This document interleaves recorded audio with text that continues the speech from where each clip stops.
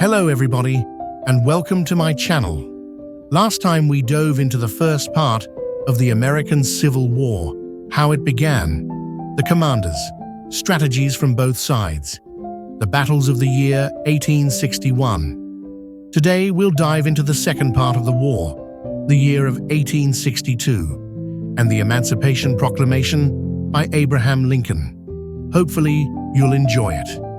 Now let's dive into today's topic, the war in 1862. The year 1862 marked a major turning point in the war, especially the war in the East, as Lee took command of the Confederate Army, which he promptly renamed the Army of Northern Virginia. Paradoxically, Lee kept the Confederate war effort going long enough for Lincoln to issue the Emancipation Proclamation, which struck at the very institution the South had gone to war to protect. Fresh from his victories in Western Virginia, McClellan was called to Washington to replace Scott. There he began to mold the Army of the Potomac into a resolute, effective shield and sword of the Union.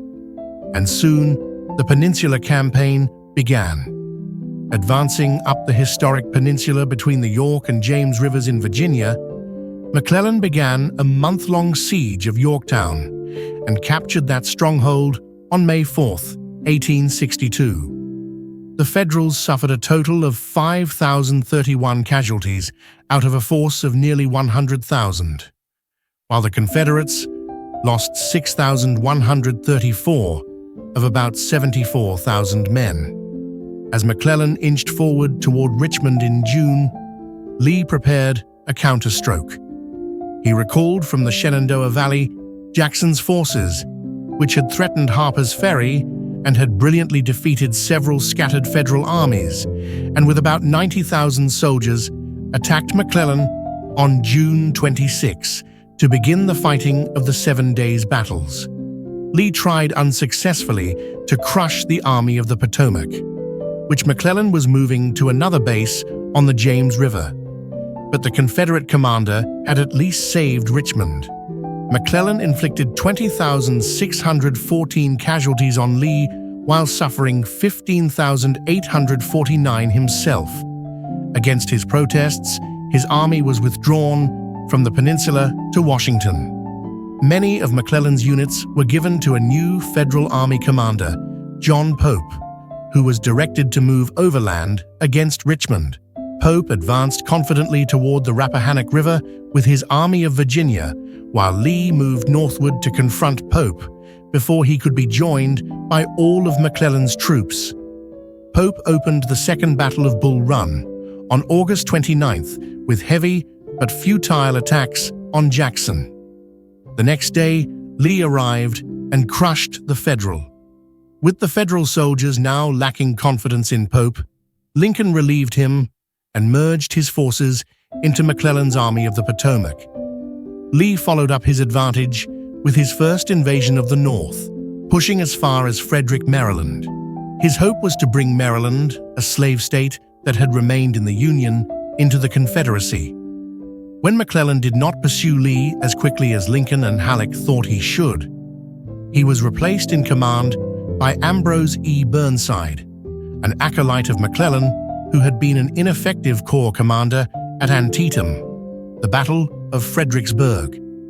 Burnside delayed for a number of weeks before marching his reinforced army of 120,281 men to a point across the Rappahannock River from Fredericksburg, Virginia.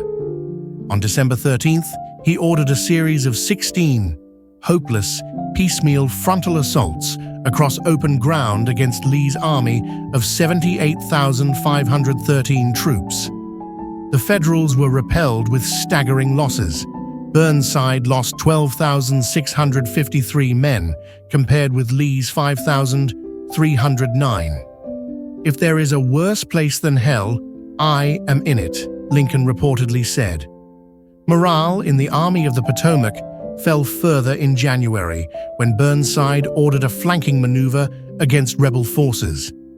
After an auspicious start to the march on January 20th, 1863, a driving rain began that night.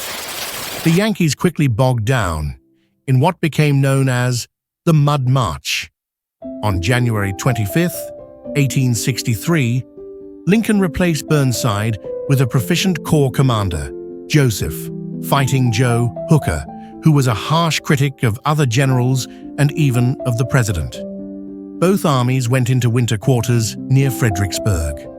The Emancipation Proclamation. Despite its shocking casualty figures, the most important consequence of Antietam was off the field. From the outset of the war, slaves had been pouring into federal camps seeking safety and freedom. As early as August 1861, though, slaveholders' claims to property rights had begun to erode when Congress passed its first Confiscation Act, which allowed Union troops to seize rebels' property, including slaves who fought with or worked for the Confederate military. In April 1862, Congress abolished slavery in the District of Columbia. 3 months later, Congress passed the Second Confiscation Act, which mandated that any Confederate civilian or military official who did not surrender within 60 days would have his slaves freed. When talks with the Kentucky delegates broke off in July, Lincoln immediately sat down and drafted the preliminary Emancipation Proclamation. In its final form, the Emancipation Proclamation would free the slaves in areas that were not under Union control as of January 1, 1863, when it went into effect. This new moral element to the war persuaded the British and French to stay out of the conflict and to never offer the Confederates the diplomatic recognition they desperately sought. The war in the West. Trans-Mississippi, Missouri, Kentucky, and Tennessee. In the Trans-Mississippi Theater, covetous Confederate eyes were cast on California, where ports for privateers could be seized, as could gold and silver to buttress a sagging treasury.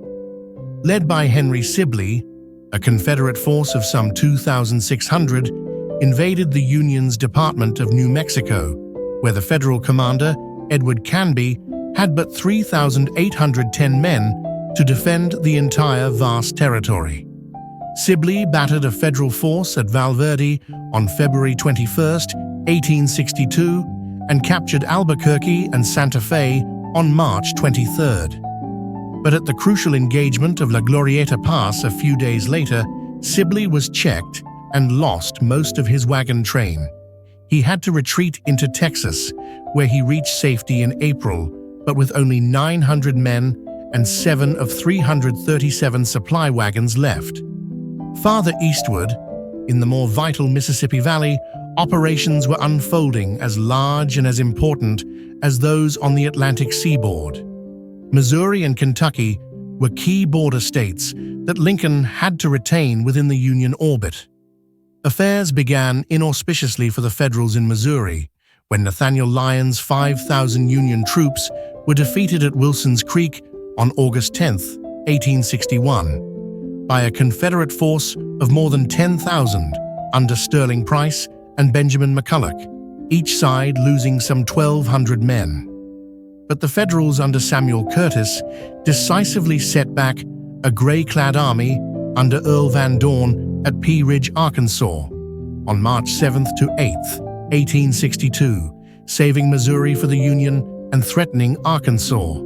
The Confederates to the east of Missouri had established a unified command under Albert Sidney Johnston, a long line in Kentucky running from near Cumberland Gap on the east through Bowling Green to Columbus on the Mississippi River. Numerically superior Federal forces cracked this line in early 1862. First, George H. Thomas broke Johnston's right flank at Mill Springs, Kentucky on January 19th. Then, in February, Grant, assisted by Federal gunboats, commanded by Andrew H. Foote and acting under Halleck's orders, ruptured the center of the southern line in Kentucky by capturing Fort Henry on the Tennessee River and Fort Donelson on the Cumberland River. The Confederate onslaught came at Shiloh, Tennessee, near Pittsburgh Landing, a point on the west bank of the Tennessee River to which Grant and William T. Sherman had incautiously advanced. In a Herculean effort, Johnston pulled his forces together and, with 40,000 men, suddenly struck a like number of unsuspecting Federals on April 6th. Johnston hoped to crush Grant before the arrival of Don Carlos Buell's 20,000 Federal troops approaching from Nashville, Tennessee. A desperate combat ensued, with Confederate assaults driving the Federals perilously close to the river. But at the height of success, Johnston was mortally wounded.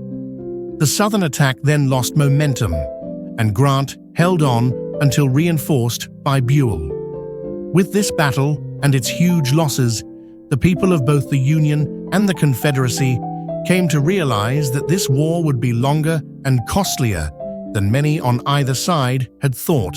In 1861, Buell led his Federal force northward to save Louisville, Kentucky, and to force Bragg to fight.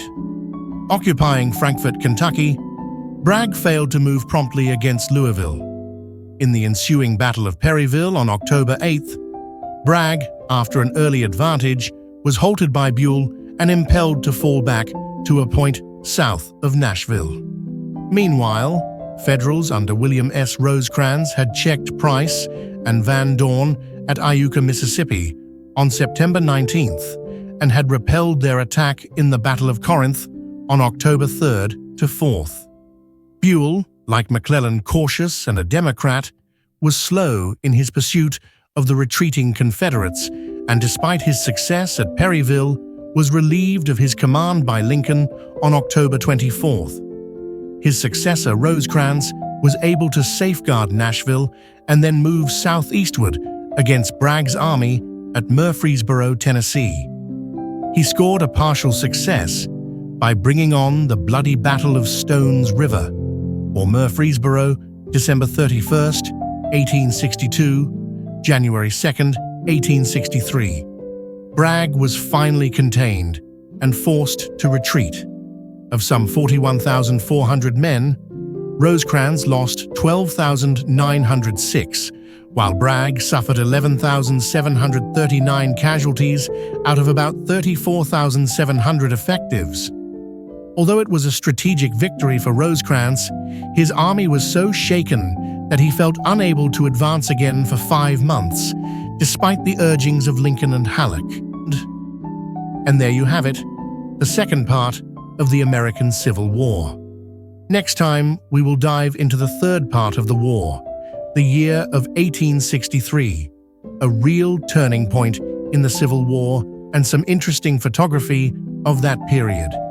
Feel free to leave a like, share, and subscribe for future videos like this. Thank you.